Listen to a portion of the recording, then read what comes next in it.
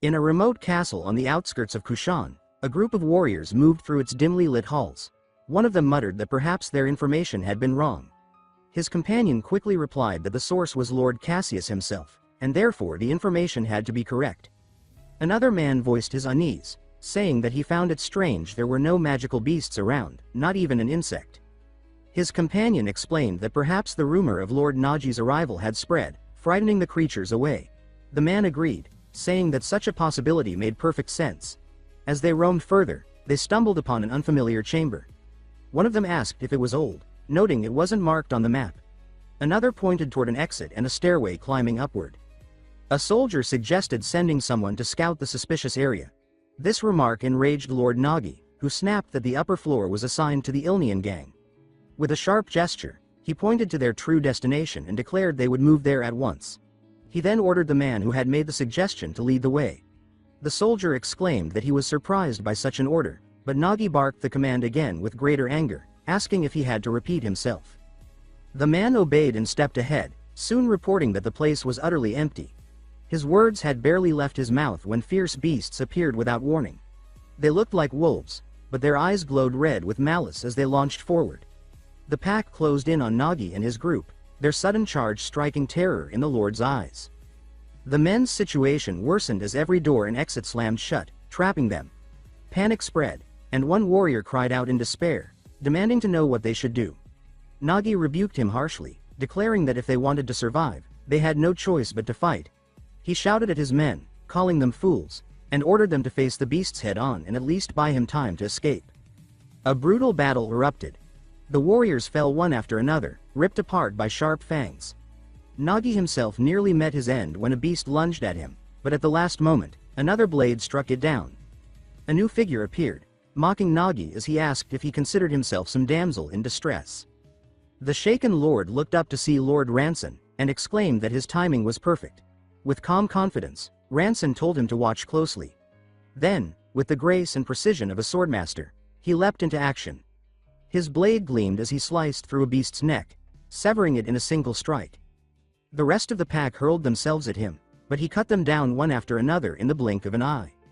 When the last corpse hit the floor, silence filled the chamber. The surviving men stared in awe. Ranson stood tall among the bodies. Nagi exclaimed that Lord Ranson's power was beyond description, saying that swordmasters were truly in a class of their own. Watching him, Nagi wondered aloud what reward Count Cassius might bestow upon Ranson for such a feat. Then, with bitterness, he remarked that he could have handled everything by himself. Ranson answered coldly that Nagi's talent for words was impressive, but his swordsmanship was pathetic. He advised him to train harder if he ever wished to be strong. Nagi replied with gritted teeth and malice in his eyes, vowing that he would. The scene shifted to the ruins of Ilnian within Kushan. There, a man greeted Ranson and asked why he had arrived so late. Ranson apologized, saying that unforeseen matters had delayed him. The man spoke with worry, telling him that Count Cassius had already come and that the situation was dire. When Ranson asked what had happened, the man explained that the Count had taken the children and left behind a scroll. Ranson unrolled it to find an order written within, the command to kill someone named Delkachu. When the man heard the name, he gasped in shock. The target was none other than Blood Count Delkachu, a true-blood vampire and a swordmaster, ruler of Kasho. While Kushan fell under the control of Count Cassius, Kasho lay under Delkachu's iron grip, and the two lords remained in constant opposition. Because of this rivalry, Ranson and his companions were forced to carry out Cassius's dirty work to earn his support. The man cursed their fate, saying that all Lord Ranson had ever wanted was to flee with the children and live peacefully. He damned the Count to whom he had given nearly 10 years of loyalty. Then, in desperation, he tried to stop Ranson, reminding him that Delkachu was a true-blood vampire. Ranson answered firmly that he had no reason to live without his siblings, the children. The man exclaimed that Ranson had only just returned, and asked where he thought he was going in such a state. But Ranson insisted he would depart immediately, because the children had been taken. The man warned him gravely that Delkachu commanded countless vampires, many of them experts as strong or stronger than Ranson himself. Yet Ranson declared that this was an order for Lord Bursun. After a long moment of hesitation, Bursun finally gave his reluctant consent. Ranson explained that he wanted Lord Bursun to remain behind and care for their siblings. With a confident smile, He promised that he would surely return victorious and set everything right. As Ranson and his group departed, Bersun clenched his fist tightly, deciding within himself that this was one order he could not obey. The scene then shifted back in time, to March 11th of the continental year 1337, in the Vanroa kingdom. There, the Queen of Vanroa commanded the Knight Commander Bersun to take young Ranson and escape, while she would stay to defend the royal palace. Bersun refused at first, declaring that he would remain to protect her until the end. But the Queen insisted firmly, saying that his duty was not to her, but to the bloodline of Vanroa. Bound by her authority and conviction, Bersun could not defy her request. The Queen turned to her son, the second prince, and told him to listen carefully. She urged him to survive no matter what, reminding him that the destiny of Vanroa's women had always been to preserve the royal bloodline for generations to come, and now he too carried the same duty. The young prince wept and refused to flee alone. His mother placed a necklace around his neck, promising that it would protect him. She begged him to revive the Vanroa royal family one day. Moved by her sacrifice, Bersun swore to serve the prince with his life.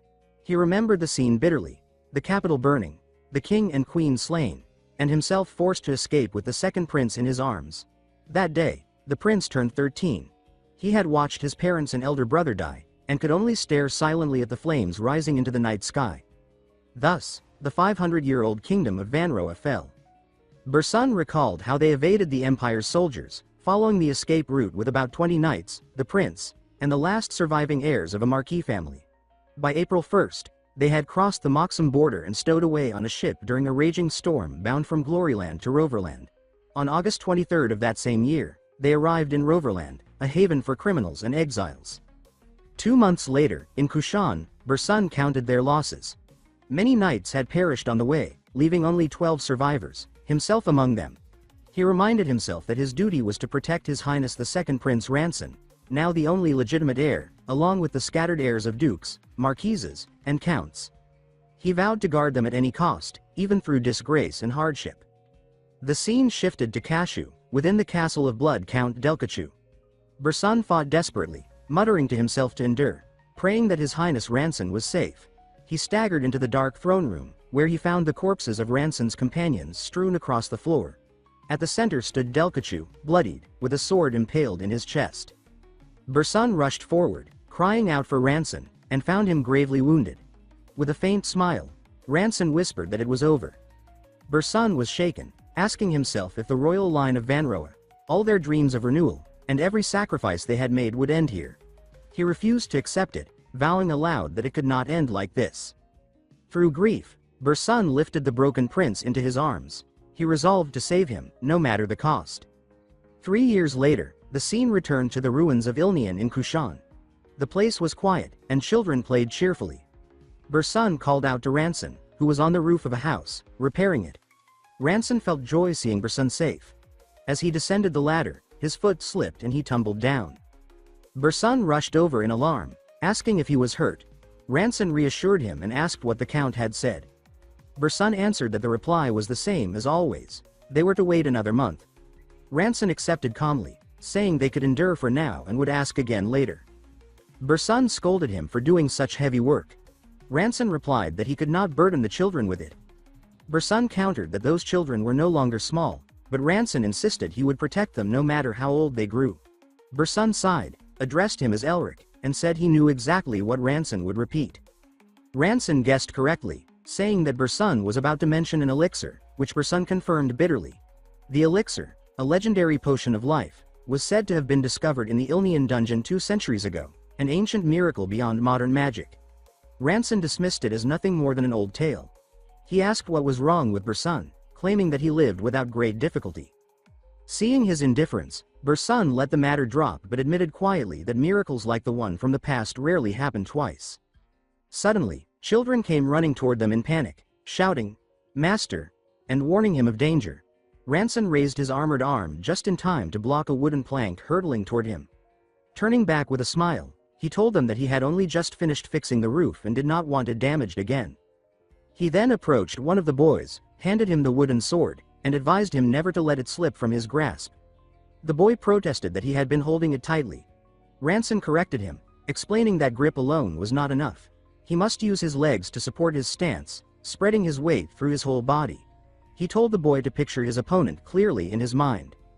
As he demonstrated, memories surged within him, vivid, bloody flashes of his battle against Count Delkachu. The Count struck with a crushing blow, but Ranson managed to block it. In that moment, he remembered how having someone to protect had always given him strength, and he declared within himself that he could not die, for there were still lives depending on him. The Count stepped in with lethal speed, and with a single decisive move, severed Ranson's arm. Ranson did not retreat. Ignoring the searing pain, he lunged forward and aimed a strike at the Count's neck. At the peak of this memory, his body reacted on instinct. His blade crashed down on the wooden training dummy before him, splitting it clean in half.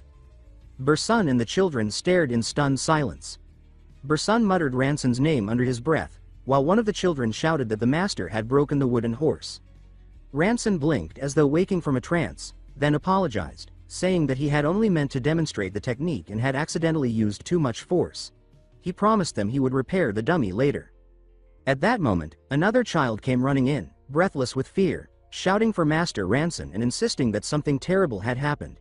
He explained that it concerned Daisy and Cyclone. Ranson's expression hardened instantly. A grim sense of foreboding swept over him. Without hesitation, he rushed toward one of the buildings, noting that the heavy stench of blood in the air was far too strong for a simple quarrel among children. He burst inside, calling their names, only to find a young man and a girl locked in a vicious duel with real blades. The red-haired girl was Daisy of the Ilnian family. Her opponent, the blue-haired youth, was Cyclone, also of the same bloodline. Before Ranson could intervene, Nagi, subordinate to Count Cassius, appeared, greeting him with a mocking tone and remarking on how long he had been absent. Ranson demanded sharply to know what was happening. Nagi, wearing a strained smile, explained that he was merely conducting an interview. Ranson repeated the word with disbelief. Nagi elaborated that he was testing Daisy and Cyclone, and that if they displayed promise, he intended to take them as his personal followers. He ordered the two youths to step aside. Ranson's anger flared. He asked Nagi who he thought he was to presume he could taint noble blood with his own. Nagi sneered and retorted that becoming his followers, even at the lowest rank, would be far better than remaining under a broken man who had lost his limbs. Ranson demanded to know if Count Cassius had sanctioned this. Nagi scoffed, saying that Ranson failed to understand, and that the Count was far too busy to concern himself with every minor matter. Ranson deduced that Nagi had come here of his own accord, knowing this place belonged to their family. Nagi confirmed it with no shame, and even added that rumors claimed the mighty swordmaster Ranson had lost his limbs protecting nothing more than a pack of children. Ranson's fury deepened at such words. Nagi then asked slyly whether Ranson truly believed he could protect anyone in his current state. Ranson issued a grave warning, telling him not to lay a finger on the children and to leave quietly, or he would die by Ranson's hand. Nagi only smiled in disbelief, clearly doubting he could act on such a threat. Before Nagi could finish his next remark, Ranson struck first, launching a sudden and swift attack. Nagi's men intercepted the blow, locking blades with him, and were stunned by the strength behind it. They muttered that his power measured at least the level of a low-ranked expert. Ranson thought grimly that they were no match for him, and told them never to underestimate a swordmaster. He unleashed a devastating strike, cutting down Nagi's men in an instant. Nagi clapped slowly, impressed. He said that Ranson was still the same and declared mockingly that he was amazing, calling him brother. Ranson replied that the younger generation no longer seemed to know fear. Nagi urged him not to be too harsh, insisting that his opponent was only a rookie.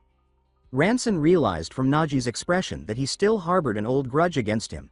Nagi denied it at first, but his face soon twisted with darkness as a sinister, bloody aura engulfed him. He prepared himself for battle. Ranson understood he could not drag the fight out, not in his condition. He resolved to finish it in a single strike. With blinding speed, he launched another surprise attack, convinced he had him. But Nagi blocked it effortlessly, using only the aura around his body. The impact shattered Ranson's sword. Nagi looked down at him with contempt and asked why he appeared so pathetic, revealing with cruel satisfaction that Ranson's core had been completely destroyed.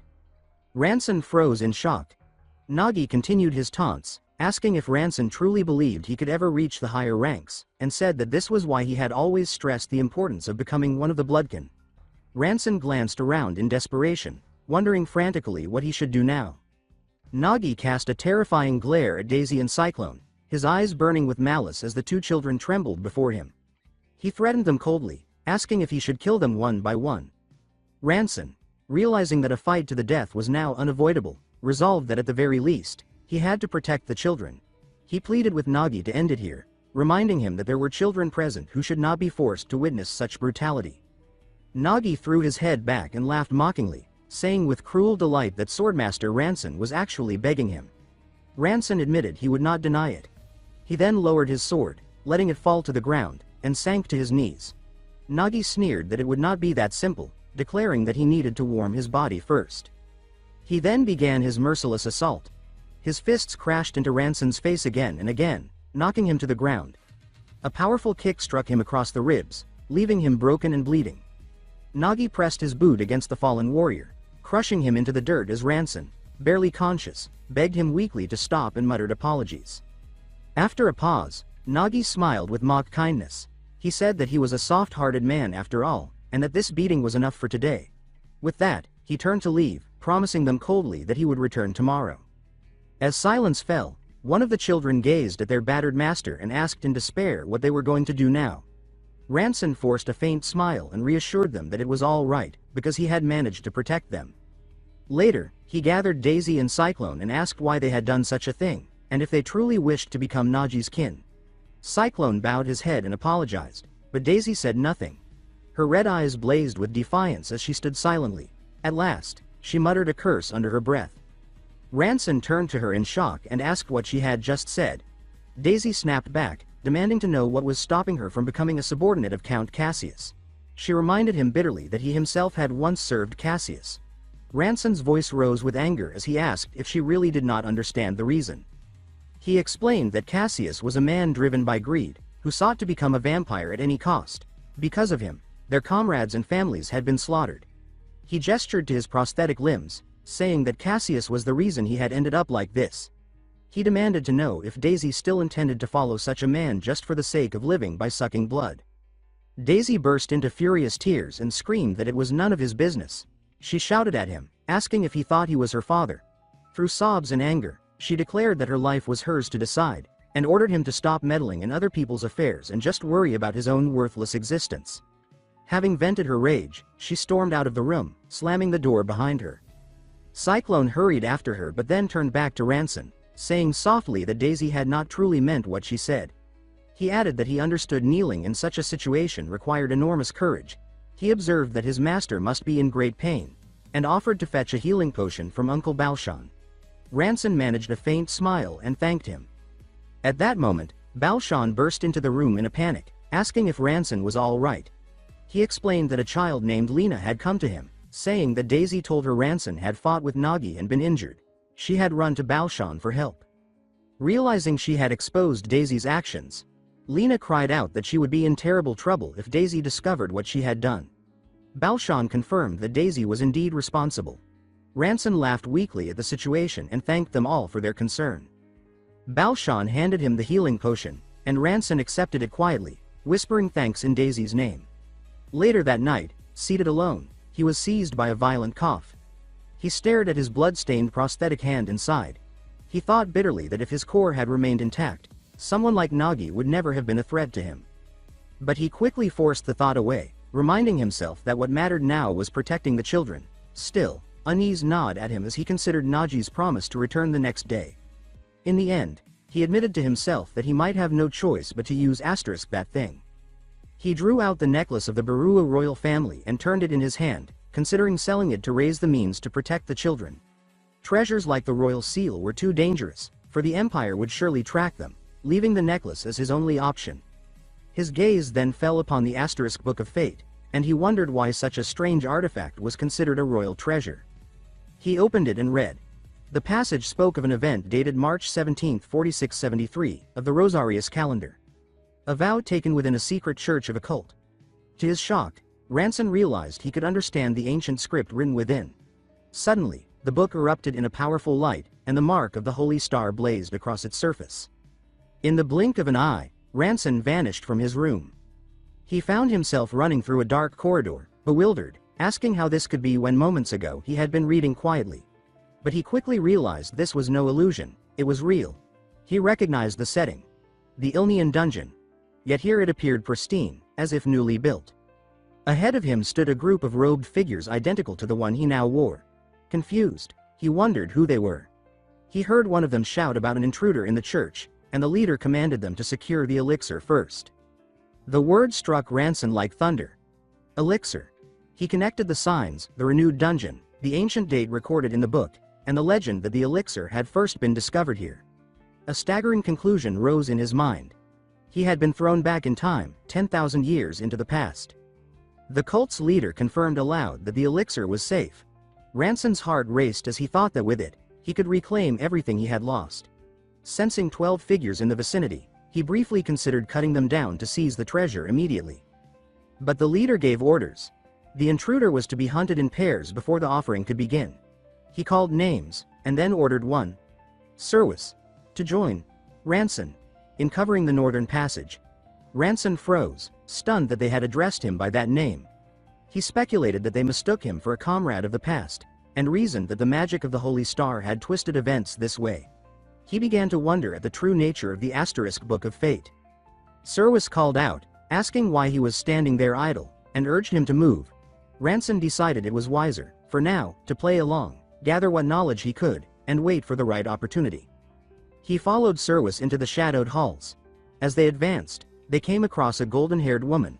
Moments later, a figure with yellow hair and a glowing purple blade ambushed them.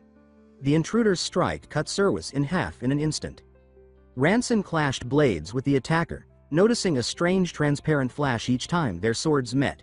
His own weapon splintered with every exchange, and he observed the same damage inflicted upon the enemy's blade. He thought to himself that this power was beyond ordinary sword aura. Something far stranger was at play.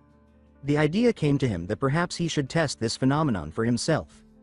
Nearby, he spotted frightened children cowering in the shadows. Behind the yellow-haired attacker, they trembled in terror. The figure revealed herself as a blonde knightess, stepping protectively before the children. She accused Ranson of siding with cultists who kidnapped innocents, shouting that he meant to use them as living sacrifices. Her words struck him deeply, and for a moment, memories of his own children and their laughter flooded his mind. The remaining cult members rushed into the chamber, feigning ignorance and asking whether Serwis had been killed by the intruder. Before they could finish their words, Ranson struck, cutting them down with a single decisive blow. The blonde knightess stared at him in shock. Ranson turned to her and declared that they were on the same side, and that they must fight together. 2 more cult members rushed into the chamber, finding the corpses of their fallen comrades. One of them shouted for the other to hurry and assist Ranson, clearly believing him to still be an ally. Without hesitation, Ranson pivoted and cut the man down, his blade severing his head in a single motion. The surviving cultist froze in horror, pointing at him and crying out that he was a traitor, before collapsing lifeless beside the others. Ranson stood calmly among the bodies and told the blonde knightess that thanks to her staged fight earlier, it had been easy for him to strike them down. She looked at him in confusion and explained that she had not staged anything at all. He had been attacking her recklessly, forcing her to defend herself. Ranson told her bluntly to continue aiding him in the same way regardless. At that moment, the cult leader, Celtic, entered the chamber. His gaze fell on the scene of carnage, and he remarked that Ranson's character was becoming more and more difficult to understand. With a twisted grin, he asked him directly if he had betrayed them. Celtic went on to say that the 5 souls who had died with grief from betrayal were not wasted, and that betrayal itself contained a chaos that would please their master. He added that the soul of the noble knightess would be even more rewarding. The knightess's expression darkened as she realized she was standing before an advanced expert-level opponent. Regret washed over her. She should have called for reinforcements before coming here. She knew well enough that as a mid-level expert, facing someone like Celtic alone was impossible. Still, she decided to strike first, hoping to create an opening for Ranson. She charged with fierce determination, and their blades clashed violently.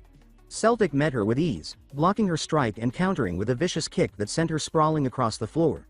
She sprang up and lunged again, but he slipped past her blow effortlessly, his lips curled in a sinister smile as he raised his weapon for another strike. She trembled at the realization of his overwhelming strength. At that crucial moment, Ranson appeared, his body surrounded by a glowing blue aura. Moving with a sudden burst of speed, he unleashed his storm technique and brought his sword slashing across Celtic's neck. Celtic staggered, groaning in pain, but he did not fall. Instead, a necklace at his throat glowed brightly, absorbing the fatal force. He touched the artifact woven into his robes and sneered, admitting to himself that he would have been slain without it. The battle erupted in full force. Celtic's sword burned with a crimson aura, striking again and again, while Ranson countered with his azure energy. Their clash was relentless, yet Ranson began to falter, realizing grimly that Celtic's movements were unpredictable. He wondered how the knightess had managed to withstand him for as long as she had. Seizing a chance, the blonde knightess reappeared from behind and launched a desperate surprise attack. Celtic blocked her easily, sending sparks flying. She cried out to Ranson in frustration, asking what he was doing, demanding to know why his colored aura seemed so weak despite its strange and unpredictable flow. Celtic laughed mockingly, saying that a colored aura meant nothing by itself. He called Ranson a novice swordsman, one who could not even grasp the heart of the sword. His next attack cut deep, and the knightess screamed in agony. Celtic turned his eyes back to Ranson, dark and gleaming with malice, bidding him farewell as he prepared to strike the killing blow. The insult ignited a fury deep within Ranson. He remembered his days under Count Cassius, the battles that had earned him the title of Swordmaster, a weapon deemed of strategic value. Blood ran from his lips, but his eyes burned with defiance. He challenged Celtic to see whether the power he carried was truly that of a novice. With that, Ranson unleashed a new technique, Aura Thread. Celtic's eyes widened in disbelief as he realized Ranson's power had transformed completely. Thin, shimmering threads of blue aura extended from Ranson's blade, weaving together in a deadly pattern. Ranson muttered under his breath, mocking the idea that he could not read the heart of the sword. The threads danced in intricate movements, slicing through Celtic's defenses. The cult leader struggled, but the fine strands cut deeper and deeper until, with one final stroke, they severed his head clean from his shoulders. Celtic's body collapsed heavily to the ground, lifeless, as silence fell over the chamber. Ranson fell to the ground, blood pouring from his mouth as his body trembled. The blonde knightess, still reeling from the battle, sat frozen in shock and demanded to know who he truly was. But Ranson, gasping for breath and too weak to waste words, ignored her. With unsteady movements, he crawled towards Celtic's corpse, driven by a single desperate hope. Reaching the body, he found what he sought, a small box hidden beneath the folds of the cult leader's robe. With shaking hands, he opened it and revealed the elixir. A triumphant smile spread across his bloodied face as he declared that he had finally found it. The knightess, watching in confusion, asked what he was doing, but before he could drink it all, Ranson's strength failed him. He collapsed, the half-emptied elixir slipping from his grasp, leaving the knightess staring at him in bewilderment and awe. An old pocket watch slipped from his cloak, sinking into a pool of water with a muted splash, the signal that his journey into the distant past had ended. In the present, Daisy wandered restlessly, racked with regret.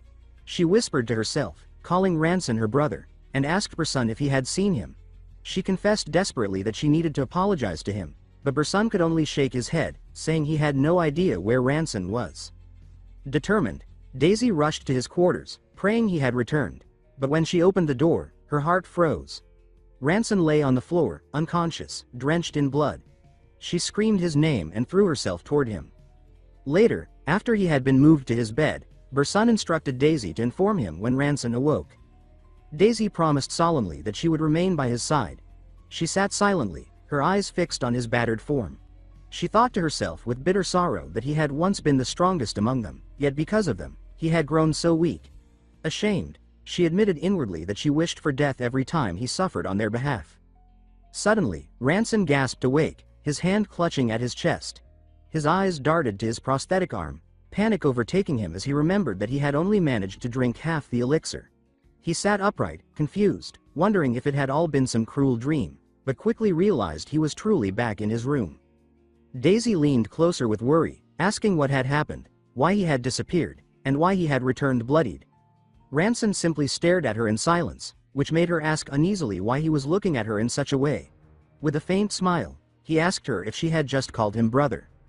Her face flushed red as she denied it furiously, but Ranson pointed out that her eyes were swollen from tears. He teased her, asking if she had been that worried about him. Embarrassed, Daisy snapped that she had been, and asked if it was wrong to worry. Ranson thanked her softly, patting her on the head. She muttered that she was not a child anymore, but he only smiled, thinking how long it had been since he had teased her so. Then his body shuddered.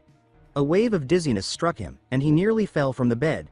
Daisy panicked, calling his name as she rushed to steady him, but he reassured her faintly that it was not painful. Ranson touched his face in disbelief. His eyes widened as realization dawned. This had not been a dream. One sip, he had thought, would never be enough, and yet, it was real.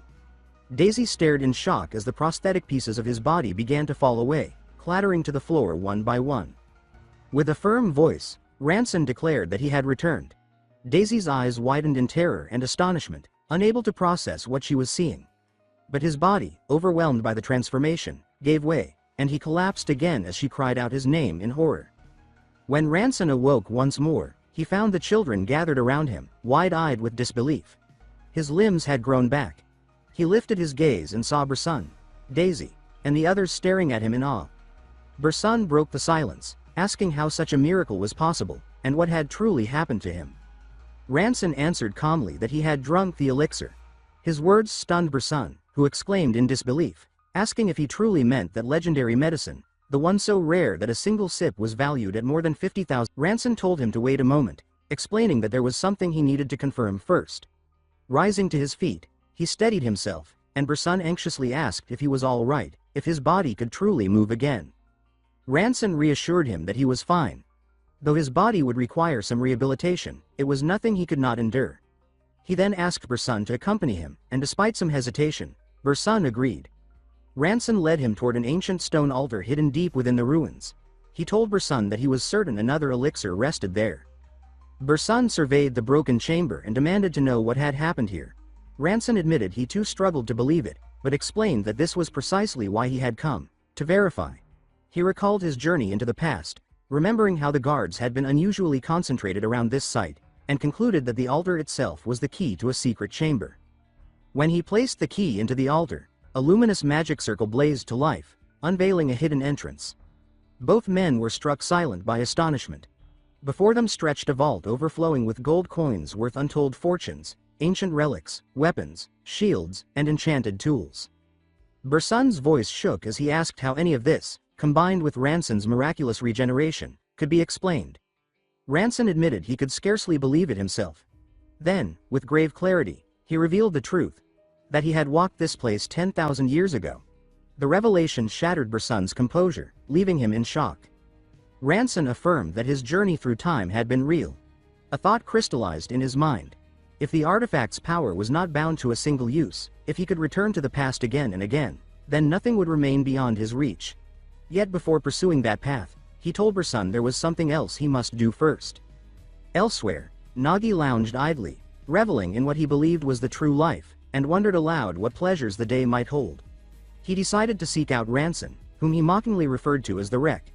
But as he approached the room, he froze in astonishment. Ranson himself stood there waiting.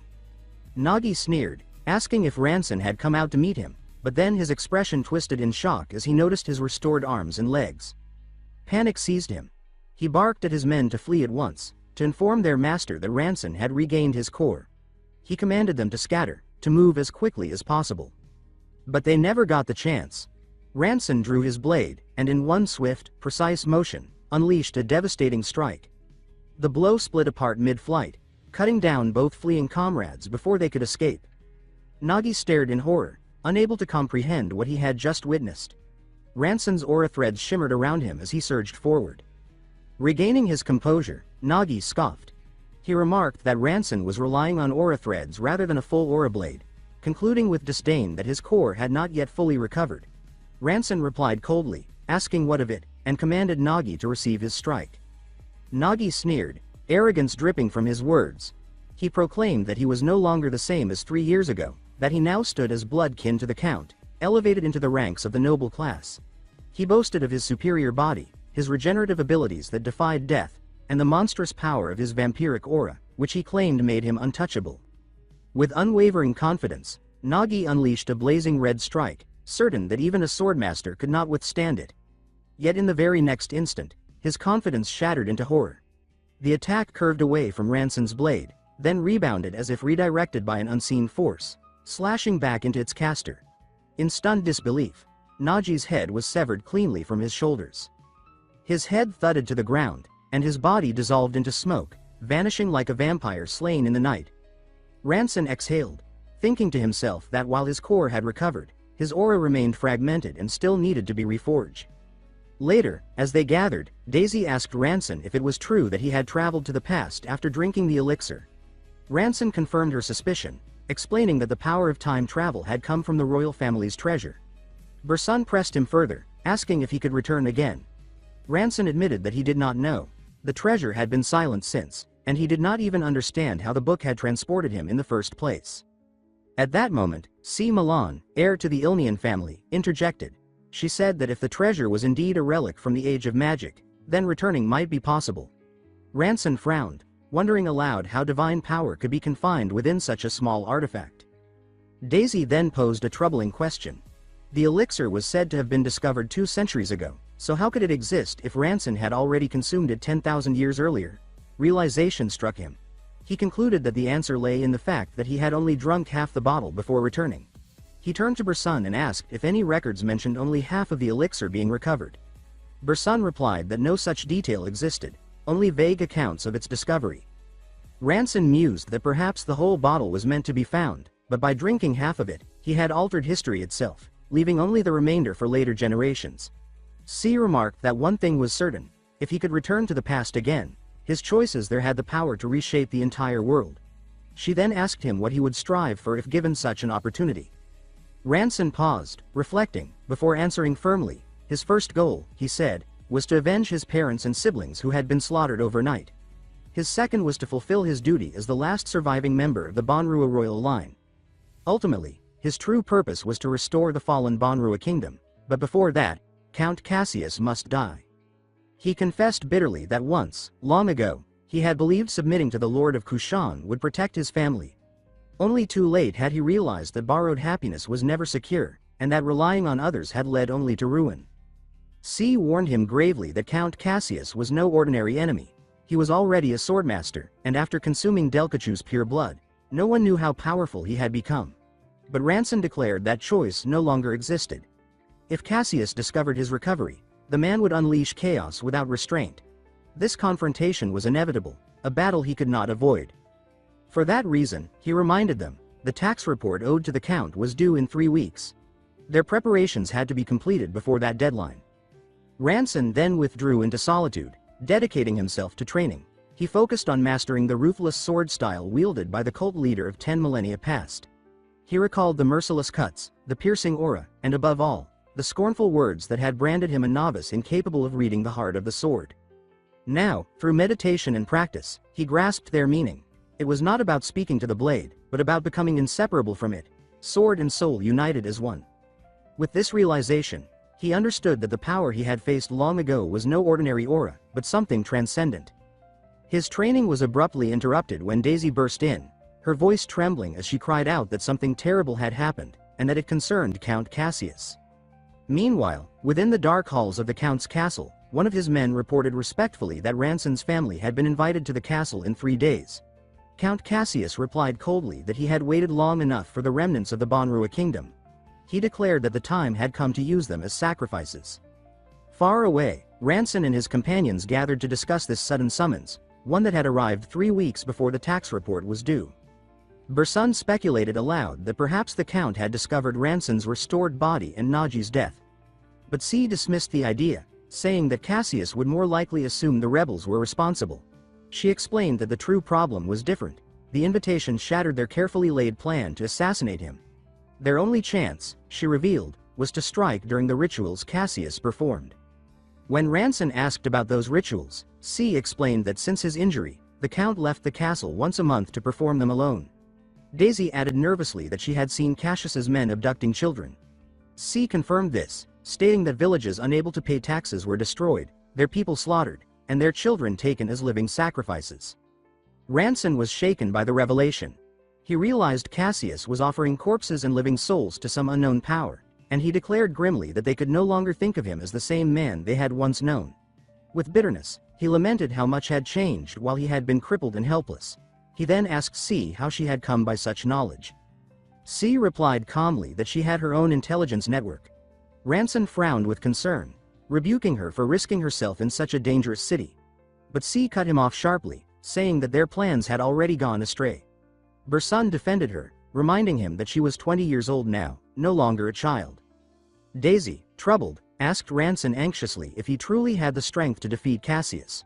Ranson replied firmly that he must, and that with the sword in his hand he finally had a real chance. Bersun recognized the blade instantly, exclaiming that it was the king's sword. Ranson explained that the weapon had been forged from silver steel that had fallen from the heavens, shaped with aura itself. He stated with certainty that corrupted beings such as vampires could not withstand its edge. C then declared she would trust him, but with a wry smile added that if they failed, they could always die together. Ranson's anger flared at her careless remark. She quickly claimed she had been joking, but then grew serious again, saying they still needed an alternative method to kill the Count. Ranson concluded the discussion by insisting that their current plan, dangerous as it was, remained their only path forward. The scene shifted to a quiet village called Luera. Children played joyfully in the fields, comparing the mushrooms they had gathered. One of them laughed and suggested they measure them once they returned home. But suddenly, flames erupted throughout the village. The children froze in terror as soldiers clad in armor and skull-like masks descended upon the helpless villagers. The soldiers slaughtered them mercilessly, loading corpses into carts as the settlement burned. Then the soldiers spotted the children and gave the order that none of them be allowed to escape. The frightened children were quickly surrounded. Just as the soldiers advanced, arrows whistled through the air, piercing their ranks. A mysterious man appeared, asking the children if they were safe. A little boy, wide-eyed, asked who he was. The man introduced himself as Rivera Pietro. The children whispered his name with awe. The boy exclaimed in shock, asking if he was truly a baron. Rivera told them there was no time for explanations. The only thing that mattered was fleeing the village. But the children refused, crying and screaming that their mothers were still inside. Rivera clenched his teeth, realizing that cutting down a handful of soldiers would not halt the slaughter. With heavy regret, he muttered that the Count had gone too far. Back at the Count's castle, carts laden with corpses arrived. A soldier reported to his master that 116 bodies had been collected, more than required for that day's ritual. Cassius, revealing his vampiric form, dismissed his men, saying he would handle the rest alone. The Count thought to himself that tomorrow, Ranson's children would arrive at his castle. With a sinister smile, he declared that the long-awaited moment was finally at hand. He began his ritual, drawing sinister energy from the lifeless bodies. But in the midst of his work, he sensed something unusual. Narrowing his eyes, he tore the cover off one of the carts. The Count reeled back in shock, caught off guard by a sudden strike. The story then returned to an earlier moment, when C laid out her plan. She explained that, according to her network, the corpses from Luera village would be carted into the castle that very day. She instructed Ranson to disguise himself among the dead, conceal his aura, and wait until the Count was unguarded before making his move. The plan worked. Ranson emerged before Count Cassius, who regarded him with surprise and mockery, asking what had brought him unannounced. Ranson knew immediately that this battle would not be won easily. Cassius congratulated him with a sneer, remarking that he must have recovered by finding an elixir. Ranson realized strategy had carried him as far as it could. From this point onward, only strength would decide the outcome. The Count readied himself, announcing gleefully that he hoped to witness Ranson sink into magnificent despair. Ranson sharpened every sense. Now, more than ever, he felt he could read the heart of the sword. With a burst of speed, he launched his first strike. Cassius countered with immense blasts of crimson energy, forcing Ranson to dodge desperately. The Count gave him no space to breathe, charging forward with monstrous speed. Their blades collided in a storm of sparks as Ranson was driven back. Gathering his sword aura, Ranson unleashed a furious counterstrike. Cassius admitted with a grin that it was an impressive blow. He remarked that had Ranson's aura been weaker, his head would have flown from his shoulders. With a sly smile, the Count said this was exactly the skill he expected from one born of Manhwa. Shock rippled through Ranson as he realized Cassius knew his identity. Cassius confirmed it without hesitation, declaring that he must be the second prince of Manhwa, the boy whose body had never been found. He described Ranson as a rare treasure and promised that if he offered his noble soul in sacrifice, he could see his deepest desires fulfilled. Ranson's response was a fierce attack, but the Count parried easily, telling him his efforts were wasted and that no blade could pierce his aura. Blue light flared as Ranson's aura clashed violently with the crimson tide, and the collision erupted into a massive explosion. Elsewhere, Rivera Pietro had gathered his men in haste. They demanded to know the reason for the sudden call. Rivera explained he had received intelligence that something extraordinary was about to occur. One man pressed him to reveal the nature of this intelligence, but before Rivera could answer, the horizon ignited with a blinding flash. The soldiers recoiled, terrified, as they recognized the glow of the red blade. They whispered that it could only be Count Cassius, and asked in disbelief who dared fight him. Rivera raised his binoculars, narrowing his eyes at the two figures locked in combat. One of his men took the glass from him, looked, and gasped in shock, whispering a single name: Ranson. The others scoffed, saying it was impossible, questioning if Ranson had truly regained his strength. Rivera recalled C's warning, that Ranson had been given one final chance, and it would not come again.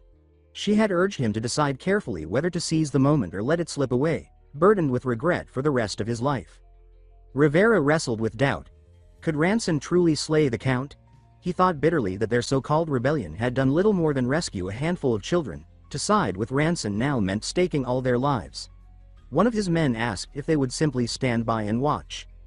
Rivera clenched his jaw and declared that they could not.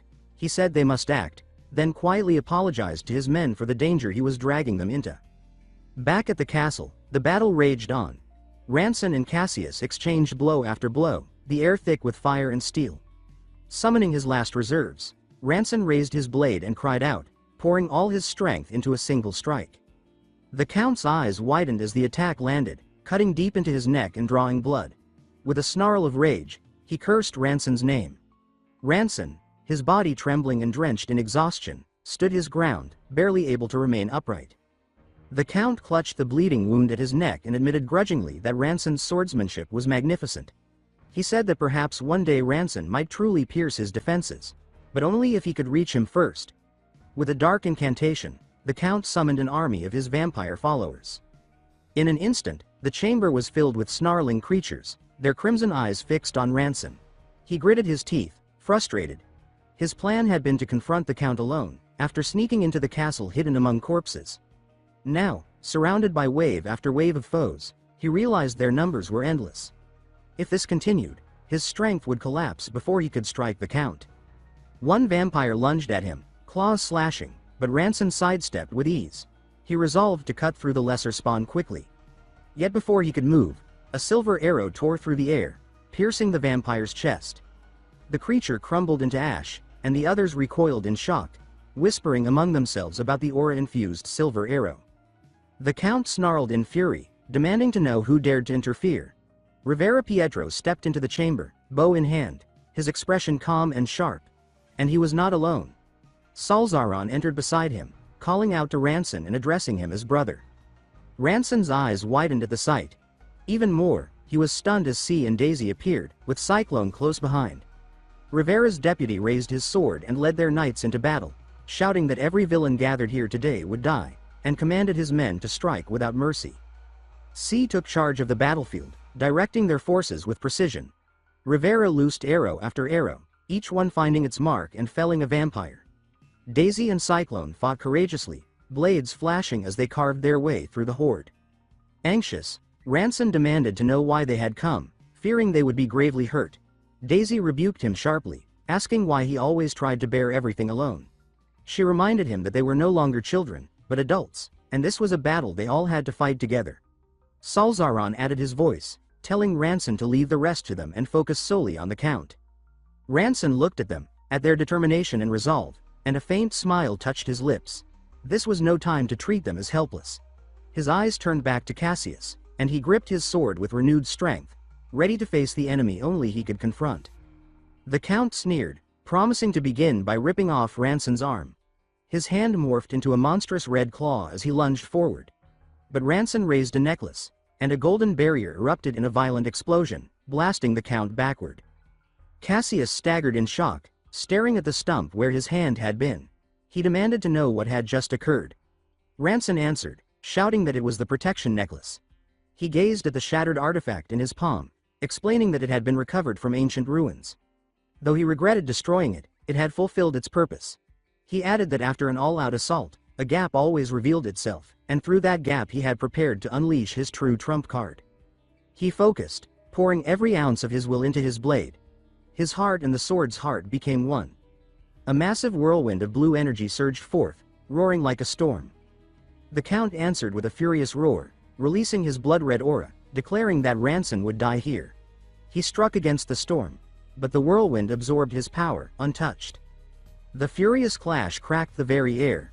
Ranson pressed forward, his storm carving into the crimson shield around Cassius. Bit by bit, a fracture opened at the Count's neck. Through that gap, Ranson drove his decisive strike. Cassius collapsed, his body writhing as his final breath escaped him. With eyes clouded in disbelief, he muttered, asking if what had struck him was the legendary Soul Blade. Ranson, panting, replied that he had only tried to merge the ancient sword energy with the Aura Blade. He admitted even he did not know if this was truly the Soul Blade, symbol of the Grand Master. As Cassius's life faded, his vampire followers shrieked in agony. One after another, they fell where they stood, their bodies withering to nothing. Rivera's men looked on in confusion, asking what strange force had suddenly brought their enemies low. Rivera quickly understood that Ranson had done the impossible. Count Cassius was truly dead. He approached in disbelief, staring at the fallen vampire lord, and admitted that he could hardly believe Ranson had accomplished it. He explained that, according to old records, when vampires lose their master, they lose their sanity for a day or two. Ranson asked if that meant they would eventually return to normal, and Rivera confirmed it. He added that this small window gave them the perfect chance to hunt down the remnants. Rivera offered to lead his men to finish the task by the end of the night, and Ranson agreed without hesitation. Rivera then stepped forward, thanking him sincerely, saying he had given them the chance to avenge their fallen comrades. Ranson told him that they, too, owed Rivera a debt, and suggested they work together to rebuild the city into a place worth living in. At that, Rivera revealed the Pietro family crest, confessing that he had planned to wait before doing so, but the urgency of events had forced his hand. He explained that his family had once been part of the Gloryland nobility, 3 centuries ago. Presenting the crest to Ranson, he declared his intention to serve him as his lord from that day forward. Later, Ranson spoke privately with C, who remarked that she had expected Rivera to go so far as to pledge his crest. Surprised, Ranson asked if she knew him well. She replied that she knew him somewhat, revealing that she had acquired much of her information through Rivera's men.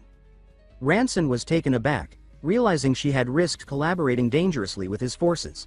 But C brushed it off, insisting she had only offered them a little help.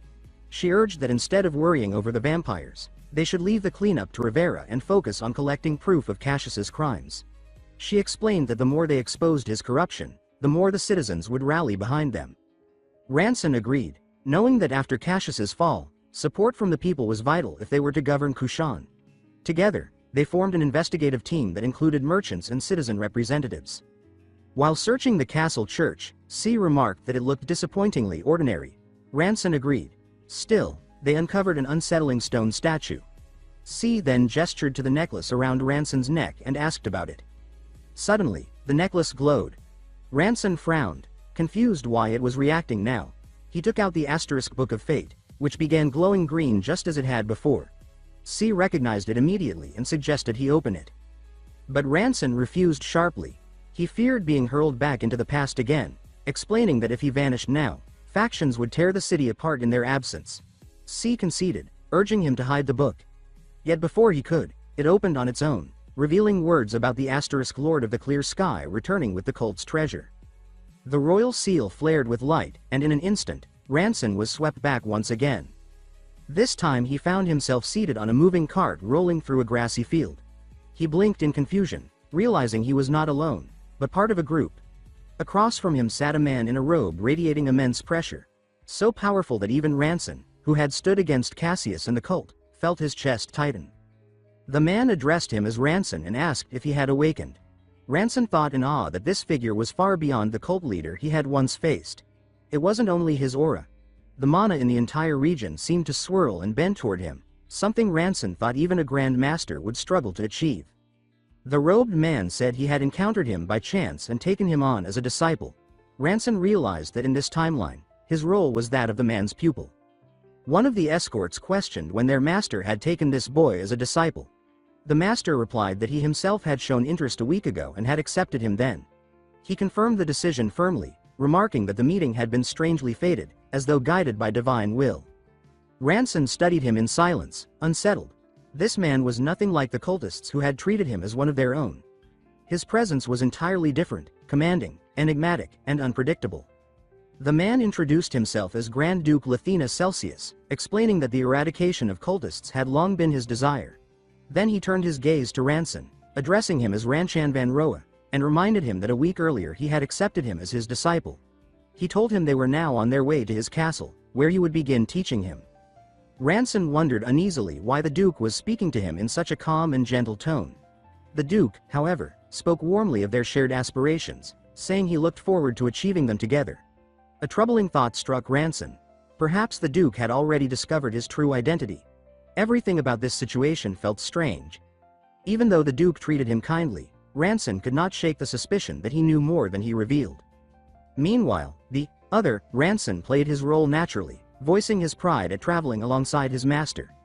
Seeking clarity, Ranson decided to test him, asking if the Duke was truly certain about his choice, considering he did not even know who Ranson truly was.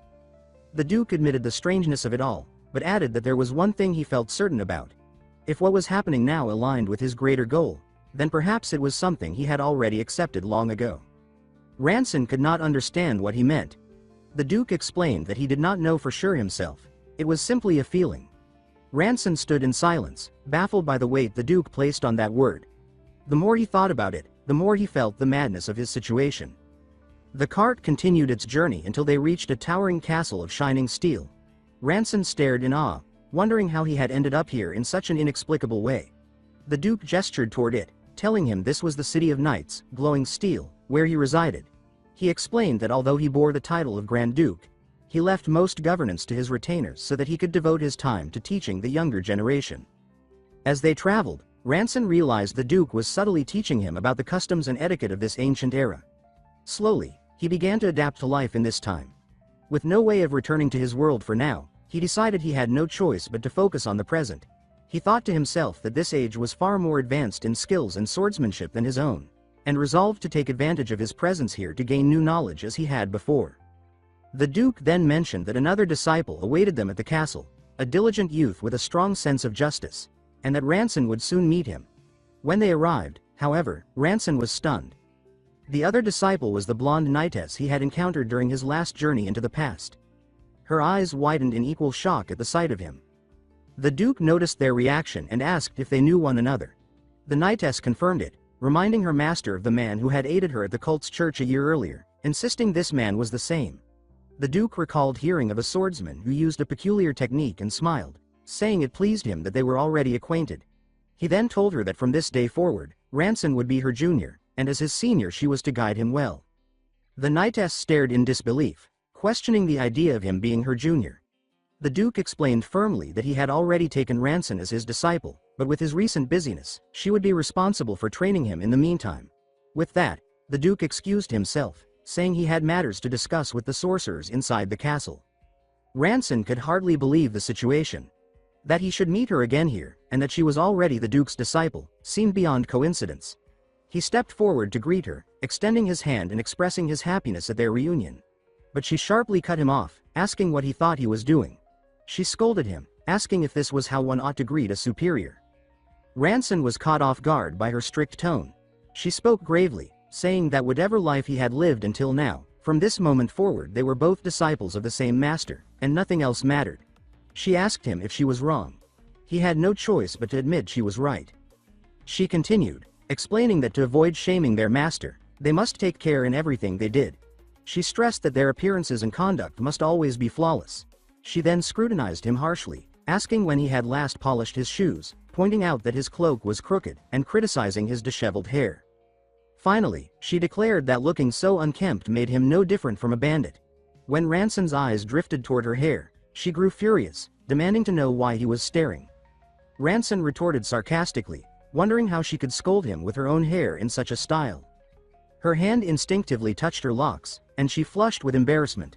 Flustered, she turned and fled. The other knights nearby whispered that she always picked at others' faults, which brought a quiet smile to Ranson's lips.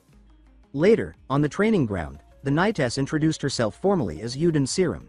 She stated she was a knight of the Grand Duke's personal guard and a member of the Horizon Knight Squad. She admitted that Ranson might already be stronger than her, but reminded him that their master had said he could not yet properly control his sword energy. Swordsmanship, she said, was something that must be learned through combat itself. Yuden drew her sword and ordered him to do the same, declaring that it was time for a senior to teach her junior the basics of swordsmanship. Ranson realized this was the true reason they had come here, though she insisted her challenge had nothing to do with the embarrassment she had suffered earlier and asked him not to misunderstand. Ranson gave no argument. He quietly drew his sword, thinking that when blades were crossed, words were unnecessary. Yuden Serum stands in the sunlit training hall, her gaze calm yet focused. She says that Ranson should not misunderstand. She is not taking up the sword out of embarrassment from what happened earlier. She adds firmly that he should not get the wrong idea. Ranson replies that it is good, drawing his blade with a sharp, ringing sound. He sets his stance and says that before the sword, words are unnecessary. Yuden steps forward, her movements fluid as she explains that they cannot control mana directly. She says that this is why their focus lies on the sword's will, the spirit that dwells within the blade. As her foot slides forward, her sword flashes, and she states that that will has only one purpose, to cut. The strike whistles through the air, so fast it blurs. Ranson's eyes narrow. Their blades collide, steel ringing against steel, sparks scattering as the floor trembles beneath them. Their swords press and slide apart. Over the hiss of steel, Yuden continues, saying that mana only gathers in response to will. Ranson feels something strange running through his grip and says that this sensation is completely new to him. They reset, blades poised again in a mirrored cross. Yuden resumes, saying that while being able to manipulate mana directly would indeed be an advantage, he must remember that the domain is the foundation, while mana is only the roof. She concludes that the foundation must always come first. Lowering her sword, Yuden raises a finger as if to mark the next lesson. She says that now, he should try to produce sword aura. Ranson nods and says that he understands. He steadies his breath, and faint light begins to shimmer along his blade's edge. Yuden studies the glow, arms folded, a thoughtful hum on her lips. After a moment, she turns, retrieves another sword, and returns to hand it to him. She says that this time, he should attempt to produce sword aura using this blade.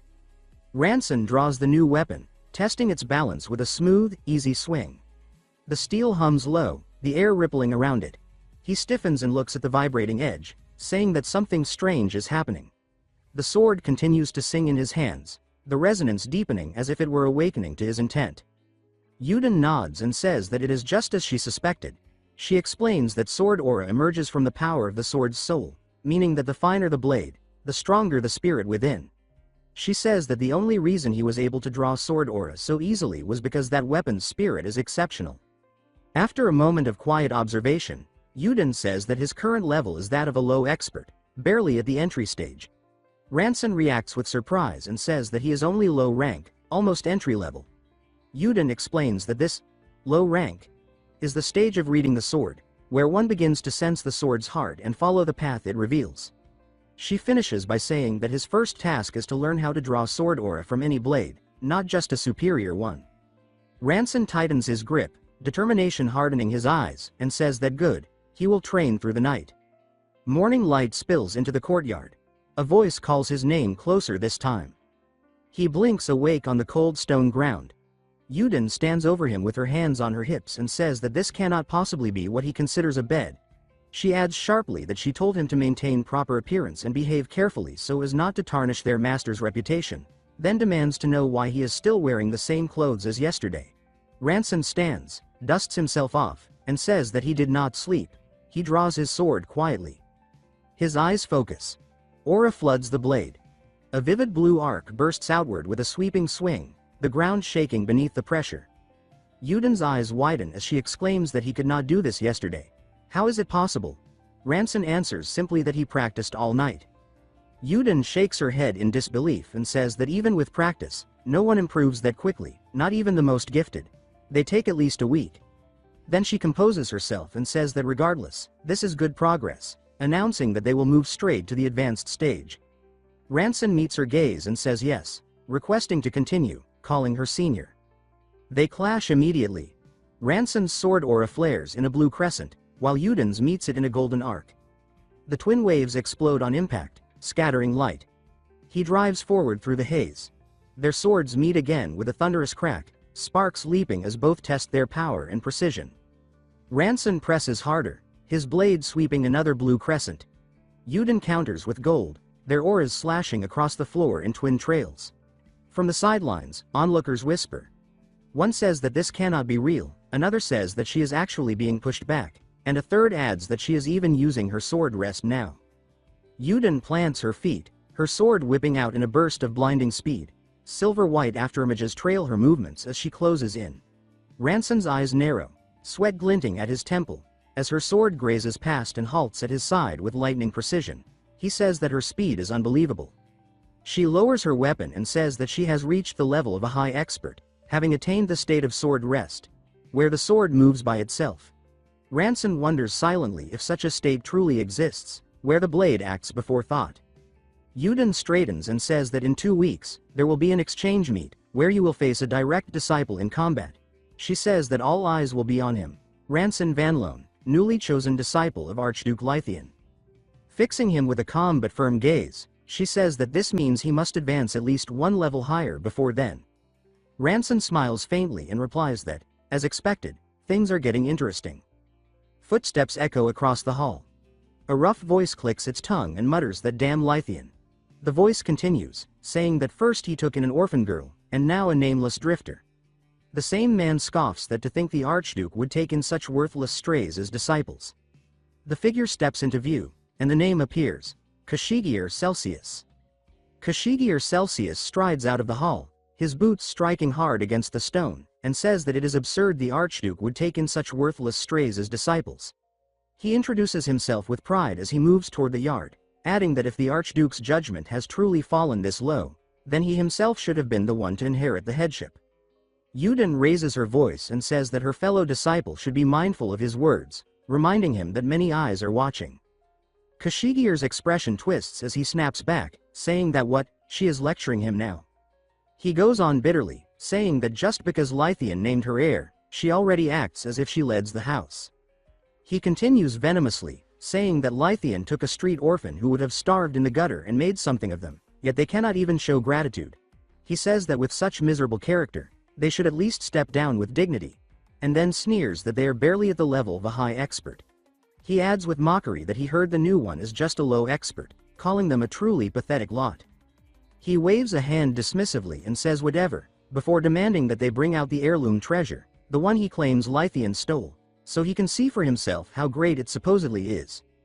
Yuden straightens and says firmly that that cannot be done, that the treasure is not something to flaunt recklessly. Kashigir's eyes narrow. He bristles and says that she is trying to lecture him again.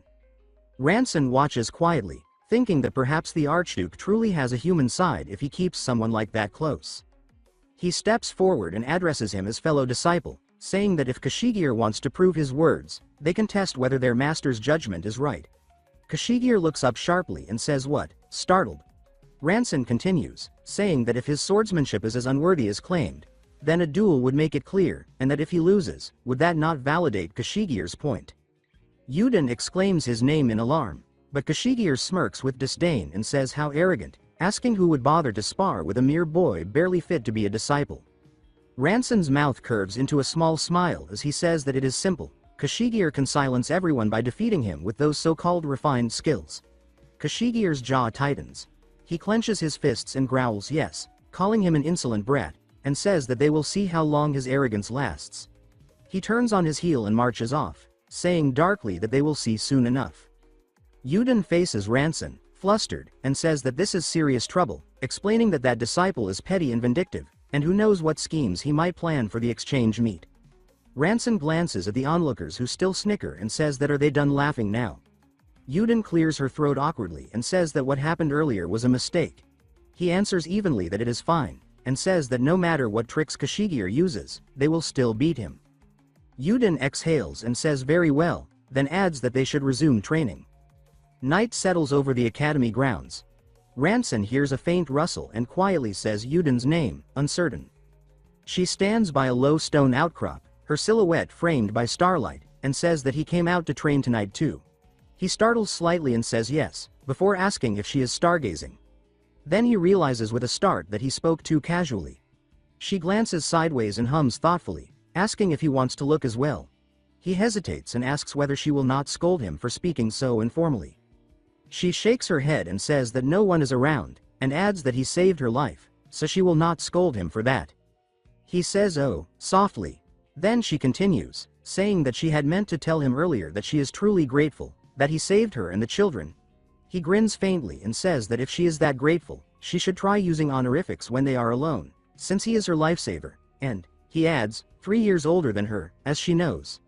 Then, with a teasing tone, he says that still, having a junior use honorifics feels strange.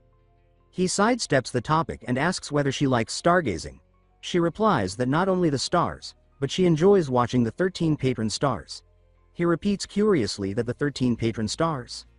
She looks up at the glittering sky and explains that all stars move, except for 13 that remain fixed, never changing position. She says that these are named after divine patrons, the 13 patrons. Ranson, also watching the heavens, asks why she likes them so much. She points to one bright star and says that that is Hyvabar, the goddess of wisdom. She explains that here, Hyvabar shines directly above one's head, and there is nowhere else like it. She says that when she was young, she did not know where she belonged, but when she saw that star, she realized that was where she was meant to be. She concludes that this is why she loves watching the 13 patrons. Yuden rises and says that she should go, as she needs to prepare the special lecture for the exchange meet. Ranson watches her retreat and thinks, amused, that she is running off out of embarrassment. At dawn, Yuden halts before the massive doors of the arena and asks if he is ready. Ranson answers that yes, he is. Together, they step out into the courtyard, packed with people. Ranson glances around at the rows of academy uniforms and thinks that there are far more spectators than he expected. From the crowd, he catches murmurs, some saying that he is the Archduke's direct disciple and that it is hard to accept, others muttering that they will see for themselves. Ranson studies their faces and thinks that they all look ready to tear him apart. He reasons inwardly that it makes sense. No one wants their academy position threatened, so of course they resent him. An instructor steps to the center and declares that to open the exchange meet, the friendly matches will now begin. Ranson steadies himself as a broad-shouldered swordsman steps forward, his blade already drawn. The man says that he does not know why the Archduke chose Ranson as a direct disciple, but that this will soon change. He will defeat him and claim that title. Ranson lowers his sword with a small smile and says that anytime, before shifting his stance and repeating quietly that anytime. The two clash. Ranson's first strike breaks through the man's guard, the impact sending a shockwave across the ground. Steel shrieks and bends under the force. The man staggers back, exclaiming in disbelief at what kind of power this is. Ranson follows up with a fluid motion. His next blow slams against the man's sword, splitting it with a jagged crack that races up the blade. The challenger stares at the damage, trembling, as Ranson's momentum flows into the next precise, devastating strike.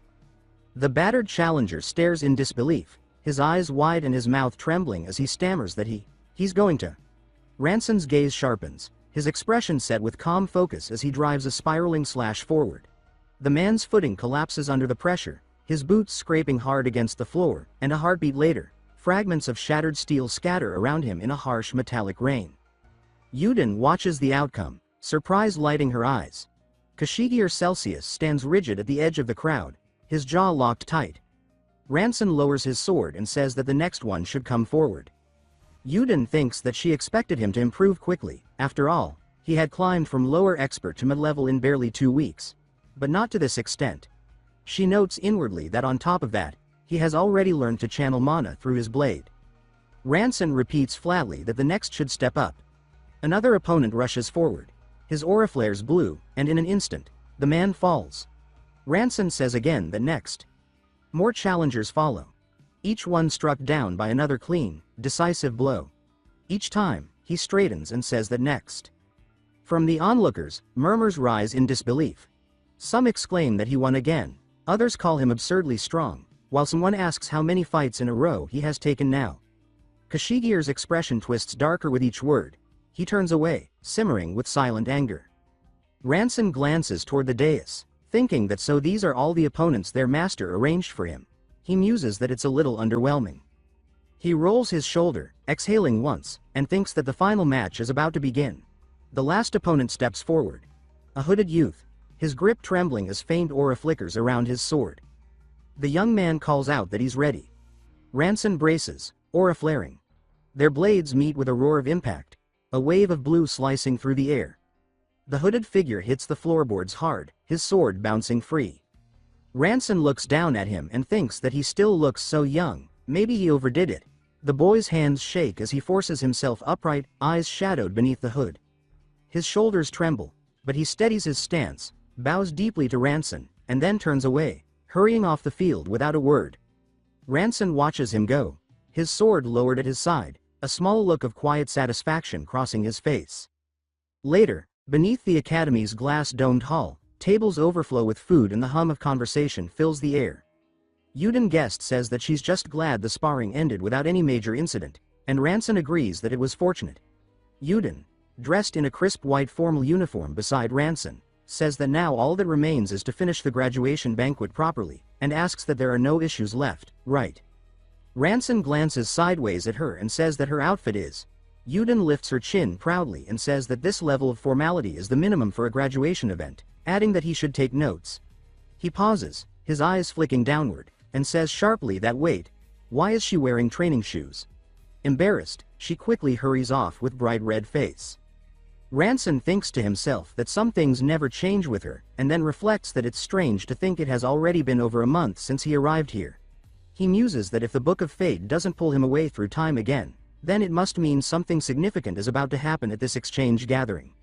After a brief pause, he admits to himself that maybe he's just overthinking it. A soft voice calls out his name, Sir Ranson. He turns to see the hooded youth from earlier bowing awkwardly. The boy introduces himself as Milo Hyason, saying that it's an honor to see him again. Ranson blinks in recognition and says that so he's that kid from before. Milo nods eagerly, blurting that Sir Ranson is amazing. Ranson tilts his head in confusion and says that what? Milo goes on quickly, saying that he was completely captivated by Ranson's confidence and power, and now by his remarkable constitution, and that it was a true honor to fight him. Ranson rubs his neck, embarrassed, and says that thanks, while thinking that this level of admiration feels a bit much. Milo brightens and says that he actually has a unique constitution too, then pulls down his hood, revealing pointed ears. He says that he's half-elf. Ranson stares for a moment and thinks that so elves really do exist after all. Milo continues enthusiastically, saying that humans, well, he's human too, but anyway, most people can communicate easily with sword spirits. But for him, it's difficult to connect with souls bound to crafted objects like swords. He says that his dream is to be like Ranson, someone who can work with both sword spirits and elemental spirits freely. Ranson thinks that he's not even anything special, but as Milo talks, he can't help but think of his students for some reason. He isn't sure what to say, but finally he says that if Milo works hard, he'll definitely reach that goal. Milo nods with determination and says that actually, connecting with sword spirits has been getting easier lately thanks to a new procedure. Ranson raises a brow and asks that really. Milo explains that when one undergoes this procedure, not only does communication improve, but swordsmanship ability rises too, which is why everyone popular is getting it done now. Ranson frowns slightly and thinks that it sounds suspicious, almost like a kind of doping fad. Just then, a soft chime echoes through the glass dome. Milo looks up in awe and says that it's starting. Ranson asks what he means. Milo raises a finger toward the sky and says that the psychedelic moon has appeared. It shows up only once a month, and says that it's breathtaking to see it in person. Ranson follows his gaze. The triangular, prismatic moon drifts across the clouds, its glow shifting in colors. He says that that's what he calls beautiful, but before he can say more, a piercing scream cuts through the hall. A voice crying out in terror. Ranson's head snaps toward the sound, his instincts flaring, as someone says sharply that hey, what's wrong with you? Chaos explodes across the banquet hall as a guest convulses violently and collapses to the floor. Ranson freezes, his instincts surging, and says that what in the world? The man's scream cuts through the music like a blade. In moments, others double over, their bodies twisting and bones cracking grotesquely. Bestial roars echo beneath the chandeliers as several guests morph into red-eyed lycanthropes, their suits tearing apart under dark fur and muscle. Ranson grits his teeth and demands to know what is happening, wondering aloud if this is what the Book of Fate had been warning him about. Milo stumbles into him, pale and trembling, gasping that something feels wrong with his body. Before Ranson can move, black fur bursts across Milo's arms and face. Ranson calls his name in alarm. Half transformed, Milo looks at him with shaking eyes and asks weakly if he will be all right. Ranson shouts his name again and pleads for him to stay in control, to fight it off. But Milo's forming muzzle twists mid-word as he rasps Ranson's name one last time and stammers that he wanted to become a knight. His sentence ends in a guttural, inhuman roar as another werewolf lunges, claws flashing toward Ranson's throat. Before he could react, Milo jumps at the beast. After rolling away from Ranson, he bites down on the werewolf. Another werewolf appears behind Ranson. Sensing the danger, he turns around. Ranson meets the attack head-on, his aura blazing blue as his blade cuts in a blinding arc. Sparks burst as steel meets claw, but even as he counters, his face twists in disbelief and anger. He shouts that his strikes are doing nothing, that his blows are not landing as they should. Each hit glances off with little effect, and frustration tears from his throat as he yells again that his attacks are not working. A streak of golden light cuts between them as Yuden dives in, her sword cleaving through another beast. She calls his name sharply and orders him to get himself under control. She says that if they don't move now, both of them will die, and she gestures fiercely toward the exit. Ranson protests, shouting that they can't just leave Milo behind. But Yuden drives another werewolf back with a blazing slash and says that it is already too late. Ranson steadies his breath, his grip tightening. He says that fine, he understands, and that they have to get out. Her eyes narrow as she adds that these things are unbelievably strong, that she'll aim for their heads while he focuses on blocking their claws. Yuden slashes through another charging beast and snaps that they move too fast for that, then locks eyes with him and says fiercely that he can handle it, and so can she. The pack gathers, snarling and circling. Ranson draws in mana until blue fire ripples across his sword and skin. Dropping into a low stance, he charges forward. His blade sings as it carves a brilliant arc, slicing through a lunging werewolf in one fluid motion. Beside him, Yuden's golden swordlight flashes like lightning, severing another creature cleanly. More crash in from every direction. Ranson pivots, unleashing a wide crescent of pure blue energy that blasts the corridor open. The shockwave scatters the beasts, buying precious seconds. Yuden bursts through the gap, her sword moving in a blur as she clears the path ahead. They sprint through the marble hallway, the air thick with the stench of blood and smoke. Yuden shouts over the din that they are almost there, that once outside, they can regroup with the knights. She adds that the creatures are clearly after the treasure their master brought, and that they have to keep it from falling into their hands.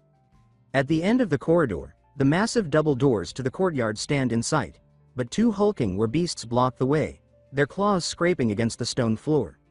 Yuden says that this is the final obstacle and calls out that they have to push through one last time. Ranson raises an arm suddenly and tells her to stop. His voice drops low as he says that something is off. The beasts don't advance. Their eyes glow not with hunger, but with strange intelligence. And as Ranson watches, a chill runs down his spine.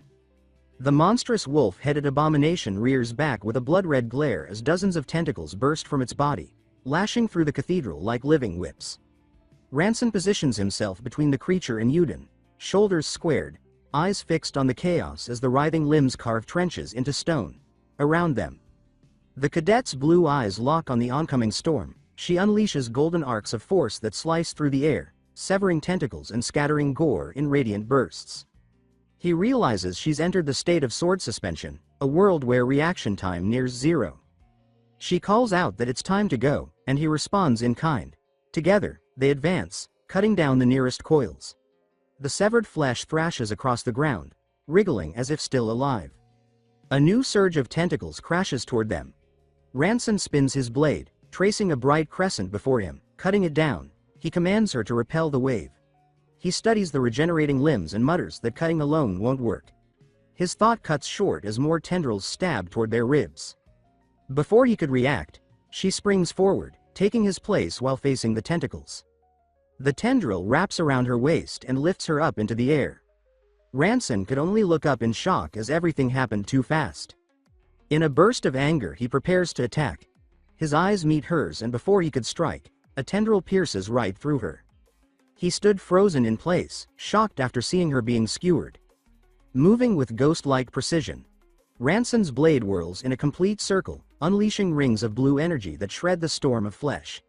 Each stroke carves a crescent of light, severing limb after limb. Chunks of scarlet meat tumble as he darts through the chaos. He gathers strength and delivers a final, thunderous downward strike on the werewolf. The impact splits the beast. He stands amid the wreckage, breath unsteady, sword lowered. Dark blood spatters his boots. Without a word, Ranson steps forward through the carnage, his blade low at his side. Severed limbs twitch as he passes. Ahead, he pushes open a tall door, and brilliant white light pours over his face. Beyond it, the corridor lies in ruin, rubble strewn everywhere, distorted figures mid-motion, the air filled with the echo of monstrous screams. The scene warps and rushes toward him, collapsing into chaos. He lifts his head, the dried line of blood on his cheek catching the pale light as he watches the nightmarish scene. He stares at the horizon where pillars of color pierce the sky. He thinks that the light, yes, that light, is the cause of everything. Turning sharply, his boot strikes stone in a crisp echo. As he tries to take a step forward, he loses strength in his body and falls down, only to be caught in a flicker of memory. He thinks with a bitter ache that he thought he had grown stronger. But recalling Milo and Yuden, he admits inwardly that he failed to protect anyone. Lying on the stone street, a sudden voice declares the failure to alter history. He frowns, confused, and wonders who this female voice belongs to. The voice continues, broadcasting that it is consuming the broken causality to rewind time, that this power is limited, that if it fails, total defeat follows, and that it wishes him good luck. A book rises from the floor, its pages opening in a surge of green light. The glowing script unfolds across its leaves, recording that in the year 4673 of the Rosarius calendar, on November 2nd under clear skies, the master seized the cult's treasure and returned. The light compresses into a turquoise emblem, an ornate medallion, that falls into dark water. Ripples spread, droplets ringing softly, before a towering splash breaks the silence. The world shifts to bright noon. Hooves clatter against the dirt road. Ranson sits hooded on a wagon, squinting in the sunlight. Beside him, a bearded man reins the horses and glances over, greeting him by name. The man explains that they met by chance and that he took Ranson on as a disciple. Ranson studies his hands for a long moment and realizes he has returned to the beginning. He sits quietly, then speaks, addressing the man as master. He asks about the trophy the master brought back. The man replies that it is a relic of the cult. Ranson's eyes narrow. Inwardly, he thinks that such a relic must have caused all of this. He starts to warn his master that something terrible will happen because of it, but the older man cuts him off. The master says that whatever it is, it's something Ranson must bear, not he. Confused, Ranson asks what he means. The master admits he doesn't know, only that it feels deeply sorrowful. Then, almost gently, he thanks him. Ranson straightens on the wagon bench and says that if that's the case, he has another request, to be taught swordsmanship. The master's lips curl into a faint smirk, and crossing his arms, he says that starting this way is not so bad. Steel whispers free of its sheath. In the open field beneath the sun, the master plants his stance, golden energy winding around his sword. He says that from this point on, he will show Ranson the destination he must pursue. He instructs him to attack with everything he has. Ranson steadies his grip, blue energy flaring along his blade. He says that he is ready, and then he charges, cleaving the air in a sweeping arc that spins the wind into a roaring spiral. The vortex howls across the meadow, scattering grass and dust as nearby travelers raise their arms against the gale. The master stands his ground beneath the pressure, his sword gleaming with golden light. He raises it, channeling power into a single, clean strike. The descending blade meets the storm, and gold collides with blue, light exploding into countless motes that flutter like glowing petals. Ranson skids to a halt, eyes wide, the field washed in soft gold. He asks what this power is. The master, framed in drifting brilliance, answers that it is the realm of the filled sword, the state where steel and soul become one. He emphasizes again that the filled sword is the complete fusion of one's soul with one's blade in reality. He tells Ranson to remember the energy he saw today and to cultivate his spirit until it becomes as unyielding as steel. Ranson grips his sword tighter, his pulse quickening, and thinks that if he can reach that realm, he'll finally stand at that level. Time passes. Before the academy's grand facade, Yuden places a hand on her hilt and informs him that he will be the one teaching for now. Ranson turns toward the courtyard, his expression calm but resolved, thinking that this time, he will protect them. He trains relentlessly, arcs of swordlight cutting through the air, his cloak snapping with each movement. As the sun sets, beneath the spread of stars, he draws one last clean cut, breath held, and the bell tower's deep toll echoes over the rooftops. The courtyard glows in crimson hues. He continued training like a madman until the nightmarish event came. Inside, the hall windows shimmer with prismatic light. Milo points skyward, exclaiming that the psychedelic gate has appeared. He trembles in awe. Ranson lifts his gaze toward the shifting colors above and thinks with quiet certainty that it has begun.